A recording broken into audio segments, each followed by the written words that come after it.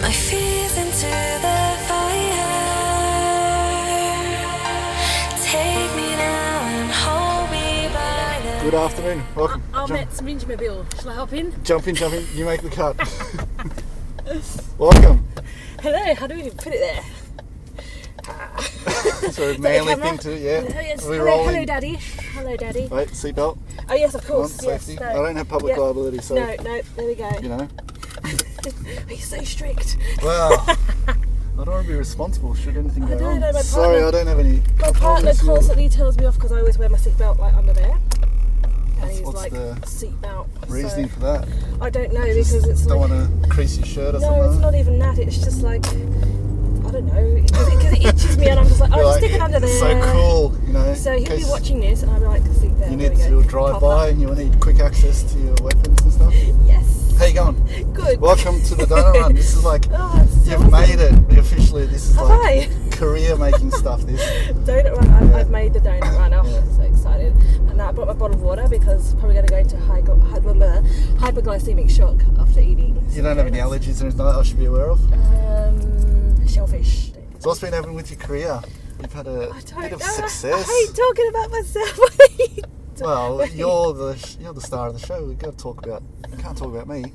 I know. People are sick of me, You have, so, you have to yeah. like bring up a particular subject and then Well- I'll talk about it. Because I hate Pressure's talking on. about, I hate talking about myself, but no, I really do. Like, Well, how do I brag? Like, how do yeah, I? You know, it's a tough thing, isn't it? Without It is. It is. what's the word? Being But I was actually reading your biography and something kind of stood out to me, and it was quite probably open and honest. Yeah. Not all of it, but some things in there which really kind of got me going, oh, well, I've never seen that before in a biography. One was, so you were an R&B DJ. I What's actually, back in the UK, I actually started off as an R&B DJ back in 2001. Yeah. I know we're going back some time here, and this was the days of, you know, when we were doing vinyl and stuff like Yeah. that. So yeah, I started very, very young. I must have started probably about 15 years old. I did a couple of underage nights back in England With vinyl. with vinyl. Jeez, you yeah. must have been cashed up to be able to afford vinyl. And then the At Pioneer 15, 100s came out, and I was like, those are just the best things I've ever seen. CD, yeah. And then obviously you Yeah. come to now and you're like, oh my god, what the hell were those things? You know, just like two little boxes with like, you know, Yeah. wheels on. So when I came out here in 2007, I got into the DJ scene, like, you know, as an R&B DJ. And it went really, really well. You know, I toured all around Australia. Okay. You know, Yeah, all so you had around quite a bit of success. Asia. Yeah. I did Asia. Okay. I did New Caledonia.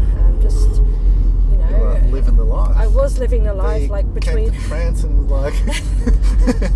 Well, as you probably read in my biography about, you know, how the whole female DJ scene has Yeah. definitely changed. It's more sort of looks than rather talent, which is a little bit upsetting. And you know, Well, this I is think- the other thing. How much talent do you need to be a DJ these days? well, not much at all. Yeah. Not much at all. You know, So- if you can go for like a DJ class for If you got you know, 100,000 Instagram followers. exactly, you can just like DJ and then that's it. But like, I'm not about that. I would rather just, you know, use So- my years of experience and. Like on your biography, you basically said that you weren't, didn't have the sex appeal, was it, or something like It was that? the sex appeal. So basically, when I was at my peak, when I was, you know, doing a lot of tours and stuff like that all around Australia and Asia, I thought, okay, I would like to be managed by, you know, an Australian company. Yeah. I won't name names, obviously, but I just thought, you know, I'll go and get managed and sign up with an agency. And they basically, someone who replied back to me, called me into the office, say, oh, we'll have an interview. They actually held a picture of Kylie Jenner up, and they said, if you want to, you know, make it in this scene, she's going to have to be your idol Okay. in regards to Yeah. looks and stuff like that. And I was told to lose weight as well. So Jeez, it's Yeah. very so I kind of died a little bit inside, and I just thought that there's no hope, and what the hell has happened in the scene. You know, it was never like this back in 2001. what the hell has happened. But do you think that would have been that agency or those people in particular if you kept going around saying, hey, There look, were a couple of agencies who pretty much said the same thing. It's like, Okay. you don't have sex appeal, like we can't really, what are we going to do with you? You're not really marketable. And I was like, oh, okay, well, then what can I do? You know, I tried, so... Geez, And that's then, yeah. pretty sad, It actually. is pretty sad, and it's like, How long ago was that? oh, this would have been back in 2012, so, Okay. you know... Do you think there's been any change in the industry, or do you reckon they'd still be the same sort of... I think it's... you'd get the same reply? I haven't really Or in tried that that. That's industry? why I moved to trance, because it's like I think that pretty much everything is still the same in regards to female DJing, and it's like if a club wants to book you, the club wants to make money, Yeah. and they're not going to book you if It you're is a like you're just business, some right? sort of Yeah. plain Jane, and you know if you're sexy and you're looking hot, it doesn't require much really. So you know. So, have you found it different in the trance Absolutely. industry? You know, are they more about plur? What even is plur? Peace, love, unity, respect. I'm pretty sure that's what it is. There you go, educational. But, oh yeah, It's educational. I found that the whole trans community have they've welcomed me with open arms, and I feel like I can definitely be myself, and I don't have to sort of change who I look like or be morph into someone else to be accepted into the trans community. And so far so good. So Yeah, from what I've seen, you know, a lot of people love you and support you, and yeah, I hope they do. just got to continue. Well, Yeah, you know, you just got to keep doing going. what you're doing. just gotta keep going. Yeah. Your music goes back. You were in a choir at age 10, is that right? I was in a school choir, and because we were doing so well, they I don't know if you've ever seen the show Celtic Women. They do like all these songs and stuff, you know, like You Raise Me Up and all those types of songs. Okay. And we actually did an audition, and we didn't get through, but hey, you know, we were still doing it at school, so Got to be in it to win it, right? Part of the... in it to win it. So did you have any formal training or anything like that, or you just kind of, you know how a lot of parents push kids into music, it's like, all right, learn the piano? My parents, my father and my mother were never pushy. Like I wanted to do it all by myself, and just my father never pushed anything onto me, and I did actually fall in love with the piano. I mean, until this day I don't know how to read sheet music, but we just play Not by many ear. people do. No. So I just. You know, at what point did you kind of be like, or did you realise that, wait a sec, I'm actually a okay singer? You know, there's something here, you know? Probably when I was doing choir, and then when I first came to Melbourne in 2007, I had a little band together, and we would play outside of Chili Paddy in Melbourne Central. I don't know if you know Chili Paddy. No. So it's like a Malaysian Singaporean restaurant, and we used to have a band out there on Friday nights, and we would have one guy on the bass, me on the vocals, and another guy on the piano. So good times. I never ever sort of thought of myself as an amazing singer, but I do enjoy it. enjoy. Over here, is this the bake shop? My fears into the fire. Take me now and hold me by the hand. When morning comes, don't break my heart. So, as we were, Yeah, I what forgot were where we we left off. discussing? But some of the stuff you raised up, you said you get a bit of criticism. Now, in my constructive criticism is a good thing, Yes. but you've been getting different criticism of that. Oh, of course. I think it's the same with every artist. You're always going to get people who will always go out of their way to, you know, make your day a living hell. But I've just, as the years have gone by, I've just learned sort of not to care. Either I would just block or ignore, or just even send love hearts. Just you have to love your haters. Love the haters, yeah. Love the haters. Thanks, and, man. I find that like haters are quite good because they're listening to my music, so it's, you know. That's actually a valid point. At Yeah. least they've listened. They've listened, exactly. It's So kinda like- thank you. Thank you for listening.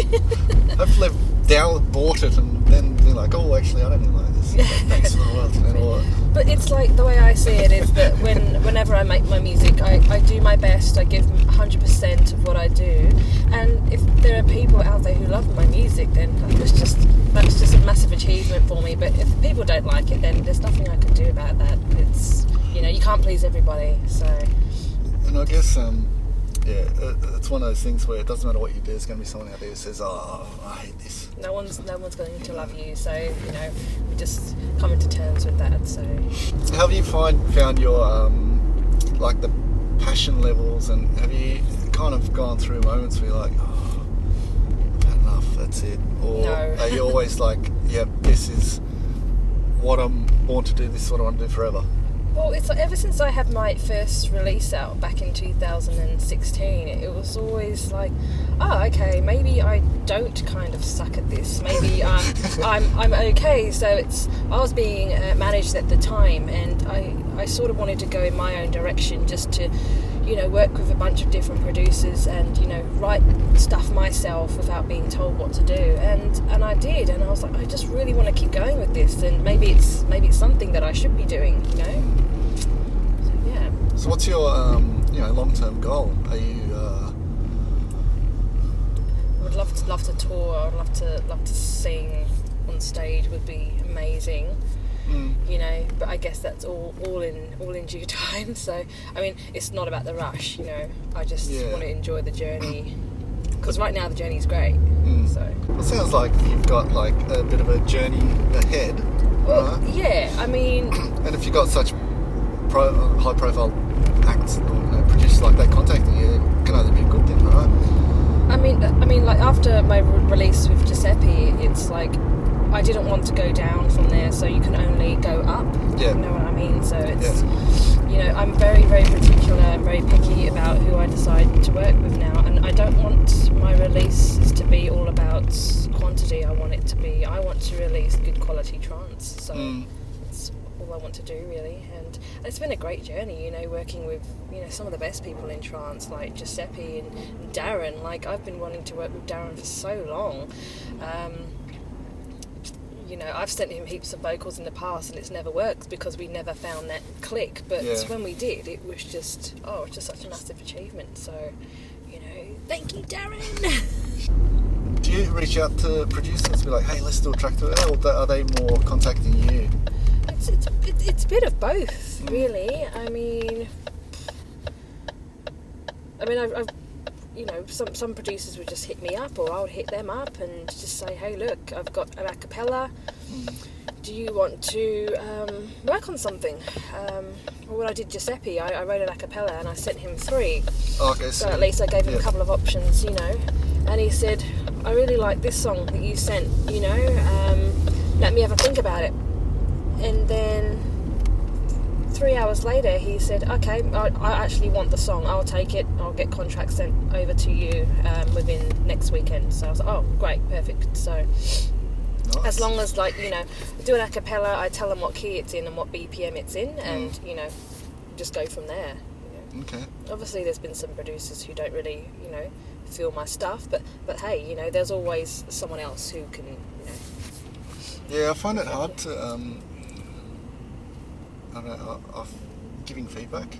I feel like they've put their heart and soul to this thing, like, hey man, I know, it's but not working. you've got to be brutally honest in this scene. You really have to, because you don't want to cherry coat anything. If it's not good enough, it's not good enough, and I'd rather producers tell me, hey, it's not good enough, or I'm not really feeling it, rather than just ignore me completely. So Ghost. I'm like, I'm not feeling it, Clara. Hey, that's fine, it's all good. And some of them will give me some criticism and feedback as to what they didn't like about it, and maybe what can be changed, and I greatly appreciate that. So how's your social media game? I don't know. I'm pretty crap at it, to be honest. In what sense? You're not on there enough? Or? I'm not. I've been told that I'm not on there enough. But then you're saying that people complain that all they see is you. Well, they have, because it's just all that's been in this past month or two. It's just been releases, but I love posting about that. I mean, that's what my page is for. It's just for my music and stuff like that. I'm not a selfie queen. I'm not I'm just not. You don't do it for the gram? No, I don't. I think I'm too busy. That's what it is. But isn't that part of the whole artist thing now? Taking selfies? Not so much selfies, No, but doing something and then letting the world know about it. Because, say 10 years ago, and I'm actually trying to think now, because how did you promote stuff 10 years ago? Well, through radio. MySpace. Radio. Email people. You had the internet. You had mailing lists back then. People were, too keen to get, mail. You had mailing lists back then. To get, in the mail you get a CD or a record. A mixtape as well. People used to give it the mixtapes, CDs. I can say I used to have a cassette recorder. Club nights, they would have they would showcase the artist, and And even club promotion was. You'd leave an event out the front, there'd be a big gang of people that hand out flyers, come to the next one. Absolutely.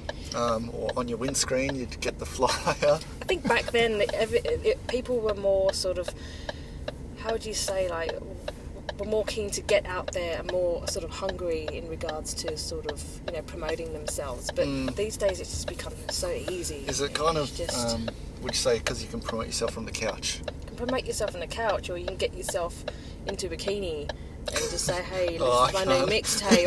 I couldn't. That would have been pretty. Have you met a lot of local promoters and things like that? Yeah, I have. I notice you're with Snaz and Dirk. You're on Transgression Radio a bit. Oh, they're great. Yeah. Yeah, I mean, I have missed a couple of episodes. I guess that. They can't afford your fee anymore. No, it's not that. It's just I've just been really, really busy. And Mike and Snaz, I will be back on Kiss FM. I will. I've got so much stuff going on at the moment, and because their show is so late, and I've got work at I've got to wake up at 5 o'clock on Friday morning, and but we had great fun. Mike and Snaz are great. Yeah, they're love good. them. I love them. Yeah. Top guys. Top chaps. If everyone in the industry was like them, it would be the great. best industry ever. And that's why Paradigm was so great, because it's like everyone that you knew was there. And it was a bit of a community thing, wasn't it? It is. And everyone was there really early to support Factor B. His set's amazing, by the way. Yeah, and he's doing amazing stuff. He is. Yeah. It's good to see that everyone came out and supported him. Yeah, no, it's good, because I wish that Australia would support Australia more. Do you think we have a sense of tall poppy syndrome? What do you mean? So do you know what the tall poppy syndrome means? Basically, when a poppy gets too tall, we want to cut it down so it's the same as everyone else. Yes, maybe. I don't know why that is. I don't know why people just can't support. I find it weird because we love to support the underdog, but you can't get too big. Have you found that in Australia? We fight for the underdog. I guess a little bit. But yeah, when you get too big, wait a sec, they'll cut you down a peg. Oh, maybe because they just want to remind you where you come from. Maybe that's probably why. I don't know. It's interesting. Just keep doing your thing. That's why. Yeah. How have you found the Australian trans community? It's massive. I mean, I get a lot of people messaging me on Facebook saying, oh, you should try, releasing real music, because trance isn't popular. I was like, okay, well, you try saying that to people in Australia where 20,000 people will just come down to watch you play. I mean, there's huge trance communities in Australia.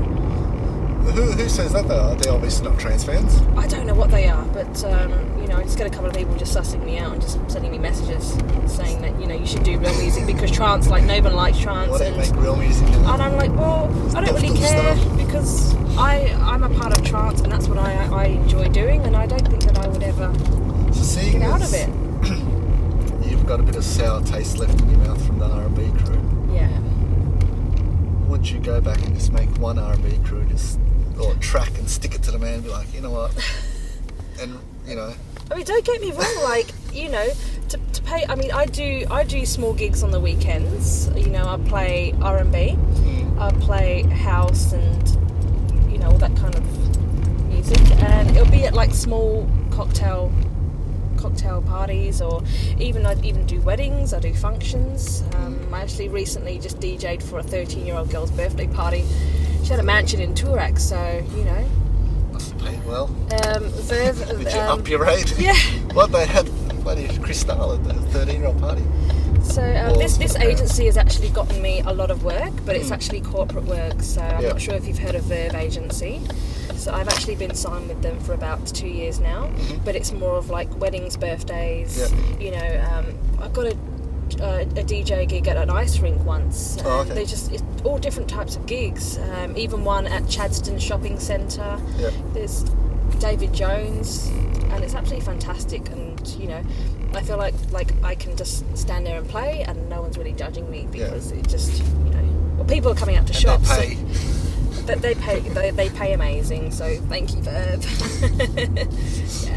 When I was starting off, there was this hire company where I'd hire speakers from for house parties and things like that. Yeah. And I sort of started to get to know them a bit, and they kind of, I think what happened was they'd get requests saying, hey, you hire out equipment, do you know any DJs that come and DJ at this house party? Yeah. And things like this? So they kind of got onto me and said, okay, would you be interested in DJing? You know, we get requests. And I was like, yeah, sure. Yeah.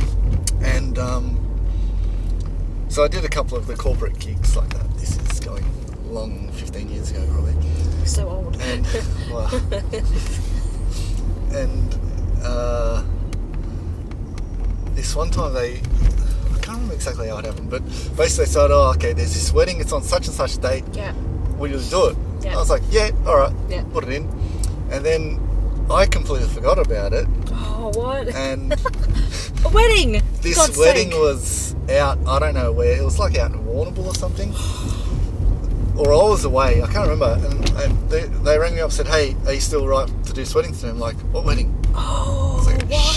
shit. I was like, oh, I'm not actually, like, I think they got really pissed off with me. Oh, no. Which they have the right to. What were you playing at? No, I think I was out of town. And they never called me back again after that. So Well, I wouldn't call you back ever again. I got fired. I would never call you back again. Oh, man. I got fired from It's pretty disgraceful. I mean, this is their wedding. I don't know whose wedding it was. It's not that they. Oh, it's somebody's straight away, wedding. but yeah. Here we are. We are at my house. There you go.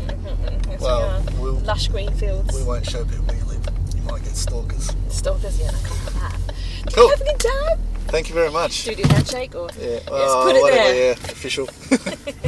My fears into the